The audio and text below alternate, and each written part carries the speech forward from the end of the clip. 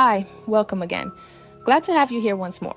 So, some mistakes fade with time, others grow teeth.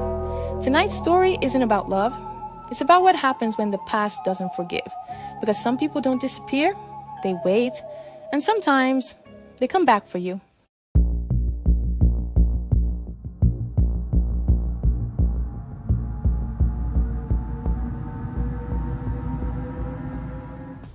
All right, today we're diving into a story that is, well, it's intense. It's about a secret that's been buried for 25 years, a reunion that spirals into a total psychological nightmare, and a debt that, as you'll see, can only be paid in blood and bone. And this quote right here, it really sets a chilling stage, doesn't it? It's like a stark warning that some doors are probably closed for a very good reason, and prying them open might just unleash something way, way worse than the original pain. So let's meet our protagonist, Lena.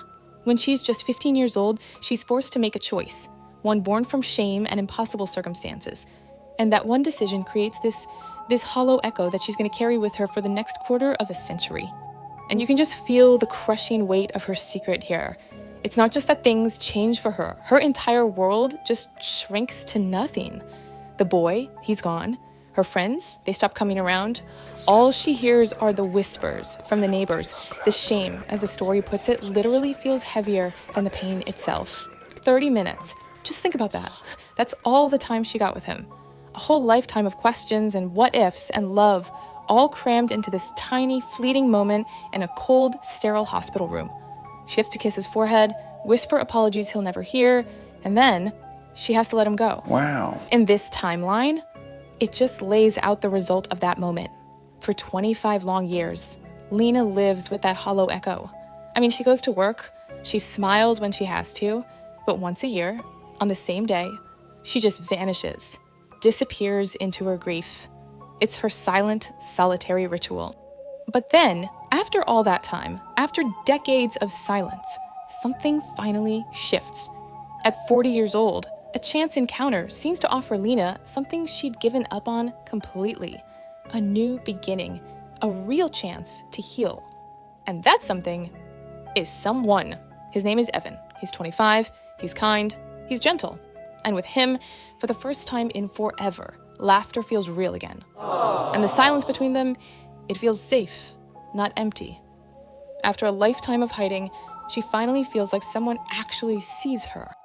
But here's where the story starts to get unsettling. Because while Lena is feeling all this healing and safety, we start to see these little cracks on Evan's side. He never ever talks about his past. His smile doesn't always reach his eyes. And sometimes she catches a look in his eyes, a kind of grief that she just can't place. And this is the line. The moment it all starts to unravel. Evan says this, talking about his own birth mother who gave him up for adoption. And for Lena, that phrase hits with this sickening, chilling familiarity. A truly terrifying suspicion starts to form in her mind. So that suspicion, it just gnaws at her, you know? It drives her to his apartment one day. She's not even sure what she's looking for, but what she finds, it isn't just heartbreaking. It's a truth so massive, it shatters her entire reality. And the discovery happens so fast, it's just one gut punch after another. She walks into his empty apartment, she sees the envelope, she opens it, and inside are adoption papers. And then she sees it, her own name, her signature. The man she's been falling in love with is her son. You know, there's actually a literary term for this. It's called adnogoresis, that moment of critical discovery where a character realizes their world is built on a lie. For Lena, this isn't some plot twist. It is the absolute demolition of her universe. The man who was healing her deepest wound is the source of that wound. So of course she confronts him. She has to know. She asks him, "How long have you known?" And his answer is just the ultimate betrayal. Since the beginning. This wasn't chance. It wasn't fate. It was a plan. A calculated deception from the very start. So the big question, right? Why? Why would he do this? Let's try to unpack his motive here. Now, this next part shifts to his perspective, not to excuse what he did, but to try and understand the twisted logic that led to this absolute nightmare. Say, Evan's story is that he grew up in a loving home, but there was always this hole, this nagging curiosity about where he came from. He tracked Lena down just for answers, for closure. He never, ever planned to start a relationship with her. But then he saw her in that cafe, and he told himself just one conversation. And we all know how that went. Nice. And that right there, that's the core of his conflict. His original search for a mother, for a piece of his past, it got completely steamrolled by this overwhelming need for the woman he was getting to know in the present, the woman who made him feel safe. He didn't want answers anymore.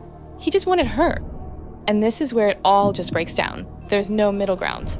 From her side, it's unforgivable, a deep manipulation of her trauma. From his side, it was a desperate, twisted attempt to hold on to the only person who ever made him feel whole. There's just no way to bridge that gap. So Lena does the only thing she can do. She ends it. She has to. But this story is far from over. Because this is where the psychological drama curdles into straight-up horror. Evan's need for connection is about to transform into a terrifying obsession. Months go by. Total silence. And then, a text pops up from an unknown number. You were never supposed to find me again. It's chilling. It's possessive. And it's just the beginning. The boundary she desperately tried to create has just been shattered. Then it gets worse. A box shows up on her doorstep, and inside is the most personal, traumatic artifact of her past, the hospital wristband from the day he was born. Only now, it's covered in fresh blood. The message couldn't be clearer. The past isn't just haunting her, it's bleeding into her present. And then comes the final text. Mothers shouldn't abandon their children. She reads this just as her bedroom door, in the dead of night, starts to creak open. The son she gave away for a better life has come back, twisting her sacrifice into a crime that he thinks she needs to be punished for. And just like that, she's gone. 2 days later, police find her apartment empty, and the scene is just so unsettling.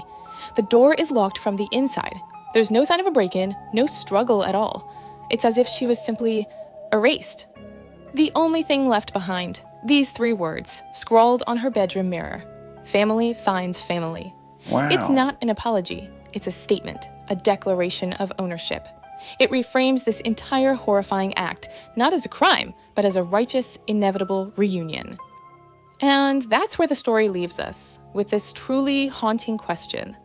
This story seems to suggest that maybe the search for truth isn't always a noble quest, that some reunions don't heal, they destroy, and that sometimes, just maybe, the most loving thing you can do is let the past and the people in it stay lost forever. Okay, so they never found Lena. No body, no evidence, no answers. Just one sentence written where she used to sleep. Family finds family. So if someone from your past suddenly reappears, ask yourself something. Did they come for closure? Or did they come to finish something that never ended?